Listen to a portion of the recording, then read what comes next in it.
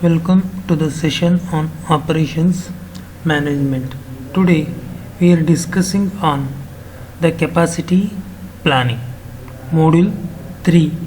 The topic was capacity planning. Capacity issues are important for all the organization and at all levels of an organization. Capacity refers to an upper limit or the ceiling on the load that an operating unit can handle. That means it is the determination, it is the maximum limit or the ceiling on the load. Capacity planning is the process of determining the production capacity required by the organization to meet the changing demands for its product. That means here the manager determines what is the production capacity required by the organization so that it can meet the demands from the customers, from the office, everything. The capacity planning for manufacturing is different and service systems are different, but both must be designed with capacity limitations in mind.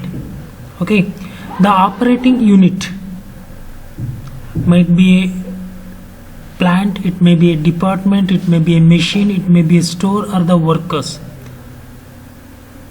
Capacity planning is to be done for a plant, even for a department, even for a machines, even for a store or the workers. What is the number of workers required? What is the number of machines required? What should be the size of the plant?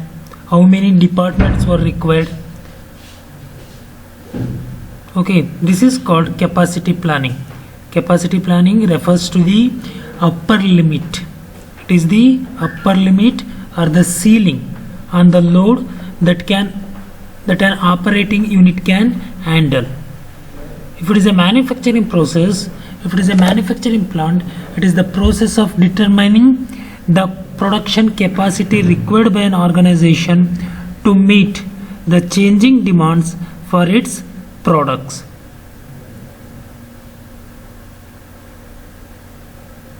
Capacity planning is required for a plant, it is for a department, machine, store or workers.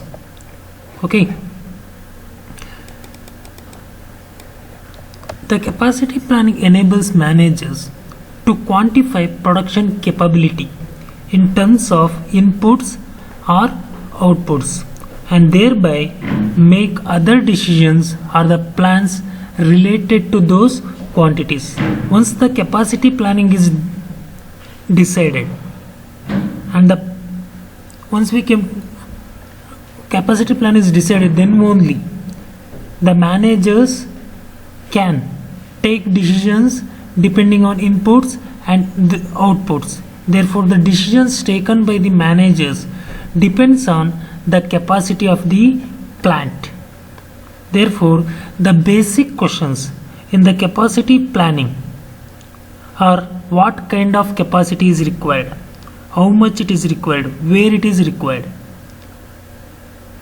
It depends on the products that the manufacturers plant, that the organization produces, or the service that the organization provides. The question of what kind of capacity is needed depends on the products and the services that the management intends to produce or provide. What kind of capacity required depends on the products that these services that the organization or the management of the organization intends to produce, and hence a very real sense capacity planning is governed by those choices. The most fundamental decisions in any organization concerns the products or the services it will offer. Virtually all other decisions pertaining to capacity, facilities, location and the like are governed by products and services choice. Means what is the type of capacity, what is the size of the capacity required. All these points depends on the product or the services that were provided by the organization. Then what is the importance of capacity decisions?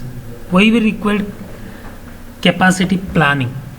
The first point is, the first importance of capacity planning is capacity decisions have a real impact on the ability of the organization to meet future demands for the products and the services. Capacity essentially limits the rate of output possible. Having capacity to satisfy the demands can allow a company to take advantage of tremendous opportunities. That means the decisions taken on capacity has a huge effect on any organization, whether it is going to meet the future demands for the products and the services from the customers or not.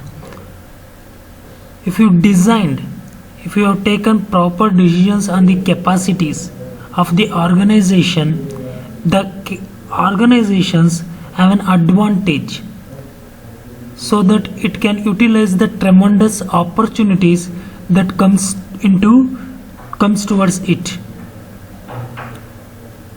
Therefore, capacity planning plays a very important role in the success of any organization. The decisions taken on capacity affects operating costs because the demand, it varies from time to time, it doesn't remain the same. The capacity and the demand requirements will be matched. If they are matched, they will intend to minimize the operating costs. Therefore, the decisions taken on the capacity plays a very important role in operating costs. If we have taken proper decisions and the capacities and the demands requirements will be matched, it is possible we can minimize the operating costs. If the size of the capacity, if your capacity is more and the demand is less, then also the operating cost increases. And if the capacity is less and the demands will be more, the organization fails to meet the required demand, then also the organization fails because it is unable to satisfy the customers. Therefore, capacity decisions affects the operating costs. The next is, the capacity is usually a major determinant of initial cost. Typically, the greater the capacity of a productive unit, the greater is its cost. This doesn't necessarily imply a one-for-one relation. Larger units tend to cost proportionately less than smaller units.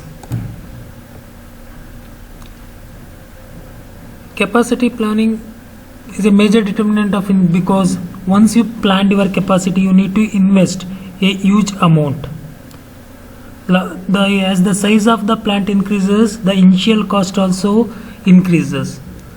But there is no direct relation between the cost and the size of the plant.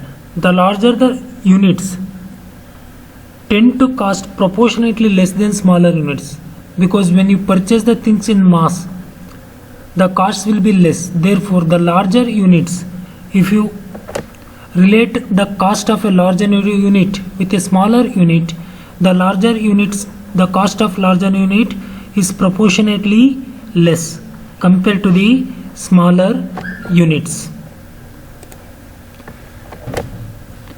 Decision taken on capacity planning is a long-term commitment, because once you are going to invest some amount on the capacity of the plant or an organization, it is difficult or impossible to modify. Once you purchase any machineries, it is difficult to change. You must know what is the size of the machine, how many machines are required, what is the size of the department, how many departments are required, what is the number of workers required. Therefore, it is a long-term commitment. Capacity decisions are always a long-term commitment of resources. This is the importance of capacity planning. It is an long-term commitment of resources, and the fact that once they were implemented, it may be difficult or impossible to modify those decisions without incurring major costs. Even if some modifications were done, it results in major costs. A huge amount is required. Therefore, the capacity planning plays a very important role in the success of any organization, because these are the long-term decisions. It is a long-term planning.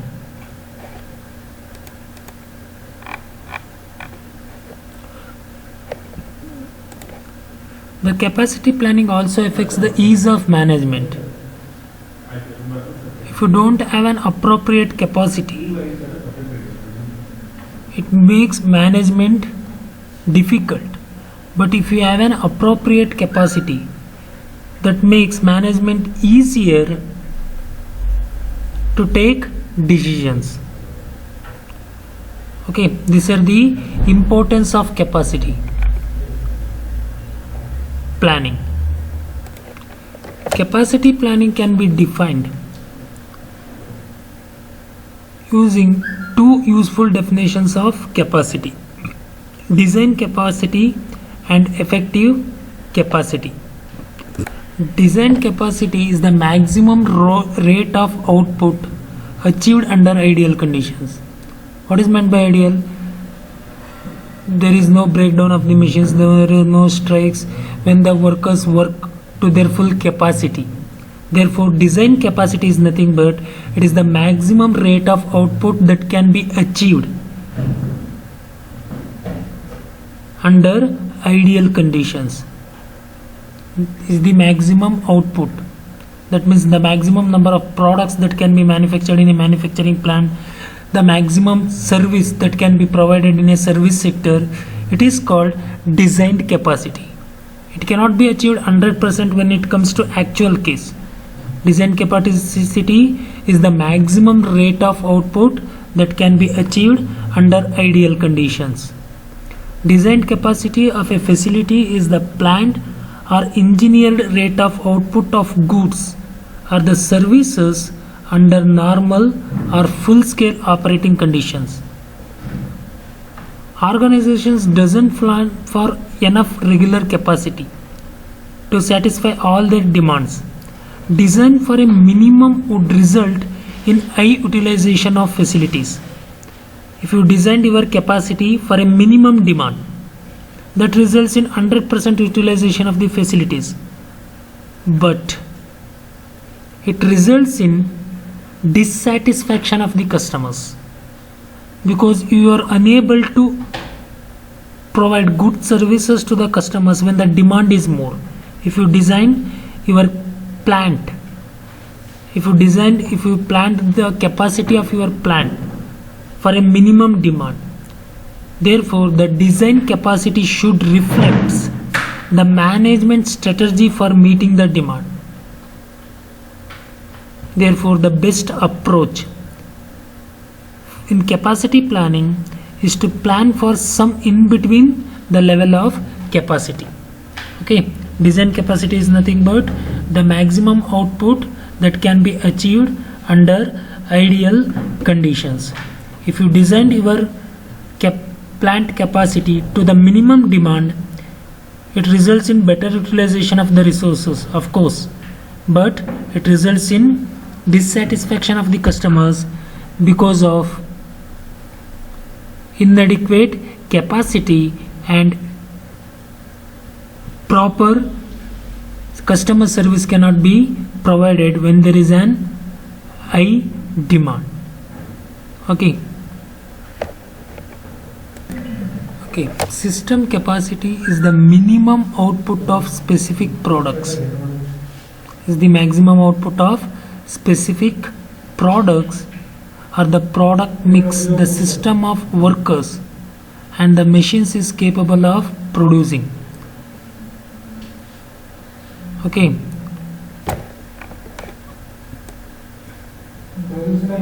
design capacity is the maximum rate of output achieved under ideal conditions, but the effective capacity is not the maximum output achieved under ideal conditions. Here the ideal conditions are not considered. It is the maximum output of the specific product, that can be or the mix of products the system and the workers are capable of producing. System capacity is always less than the design capacity because limitations of the product mix, quality specifications. You may produce 100 products. According to design capacity, your plant may be having the capacity of producing 100 products, but all the 100 products cannot be passed under quality specification. Therefore, the system or the effective capacity is the maximum output of specific products or the product mix the system of workers and the machines is capable of producing. And this system capacity or effective capacity is always less than the design capacity because of the quality specifications and the breakdowns. And there is a limitation on the mix of products. The actual capacity is even less than system capacity because of many factors affecting the output, such as actual demand, downtime due to the machine or equipment failures, unauthorized absenteeism. For example, the design capacity in a sugar factory is 150 tons, but the workers are due to breakdown or due to quality specifications,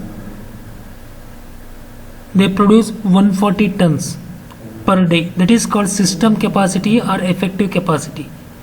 But if the demand is for 130 tons, then we can't produce 140 tons, we produce 130 tons. That is called the actual capacity. Therefore, the actual capacity is even less than the effective capacity. And this is due to the factors such as actual demand, downtime due to the machines or equipment failure, or unauthorized absentees of the workers. The system capacity is less than design capacity because of long range uncontrollable factors. But the actual output is still reduced because of short term effects such as breakdown of the equipment, inefficiency of the laborers. Due to these reasons, the actual capacity is always less than the effective capacity.